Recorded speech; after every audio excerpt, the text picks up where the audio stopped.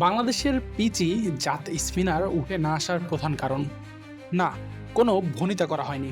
বাংলাদেশের স্লো লো টার্নিং উইকেটগুলোর কারণেই genuine turn করাতে পারা স্পিনার তৈরি হচ্ছে না, এমনটাই ইঙ্গিত দিয়েছেন কিংবদন্তি লেগ স্পিনার ও বাংলাদেশের স্পিন কোচ মুশতাক আহমেদ।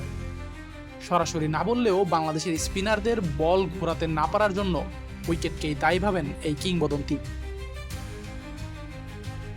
এতদিন সমর্থকরা শুনে এসেছেন বাংলাদেশের স্লো লো উইকেটের কারণে ব্যাটারদের ক্যারিয়ার নষ্ট হচ্ছে, কিন্তু স্পিনারদের খনি হিসেবে পরিচিতি পাওয়া বাংলাদেশের জেনুইন স্পিনার তৈরি না হওয়ার মতো চরম ক্ষতিও করছে এসব পিচগুলো। সাকিব আল হাসান থেকে শুরু করে সদ্যই দেশের টেস্ট ইতিহাসের সর্বোচ্চ উইকেটের মালিক হওয়া তাইজুল কিংবা ওয়ানডে অধিনায়ক মেহেদী হাসান মিরাজ, সবাই নির্ভর করেন তাদের ন্যাচারাল অ্যাঙ্গেল আর পিচের সহায়তার উপর। কেউই জেনুইন স্পিন করান না, এটা ঠিক। বিশ্ব ক্রিকেটে অনেকেই জেনুইন স্পিনার না হয়েও অনেক সফল হয়েছেন, কিন্তু আধুনিক ক্রিকেটে একটা দেশের জেনুইন স্পিনার না থাকাটা ওই দেশকে কয়েক ধাপ পিছিয়ে দেয় বিশ্ব ক্রিকেট থেকে।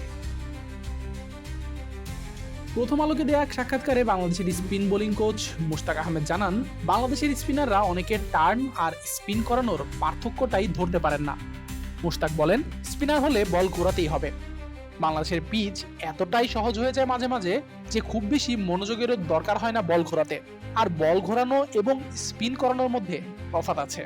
টার্নটা পিচ থেকেই পাবেন, আর বলটা ঘোরাতে হয় নিজেকেই।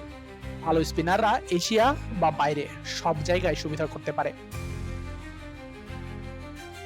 দেশের বাইরে বিশেষ করে সেনা কান্ট্রিগুলোতে স্পিনারদের ভালো করার মূল মন্ত্র এই বল স্পিন করানো। বাংলাদেশের স্পিনাররা এখনো এটা আয়ত্ত করতে পারেনি বলেই মত মুশতাক আহমেদের। তিনি আরো বলেন, এমনকি তাইজুলের মতো অভিজ্ঞ, যার টেস্টে 250 উইকেট আছে, তাকেও আমি কয়েকটা টেস্ট ধরে বলছি ভিন্ন ভিন্ন অ্যাঙ্গেল থেকে বল স্পিন করানোর চেষ্টা করতে। আপনি যদি অস্ট্রেলিয়ায় যান, ওখানে আপনাকে বল ঘোরাতে জানতে হবে টার্ন করানোর জন্য। সরাসরি না বললেও অনেকটা আকার ইঙ্গিতেও বাংলাদেশের, বিশেষ করে মিরপুরের পিচ যে দেশের ক্রিকেটকে এগিয়ে যেতে দিচ্ছে না, তাই যেন আবারও মনে করিয়ে দিলেন এই কিংবদন্তি।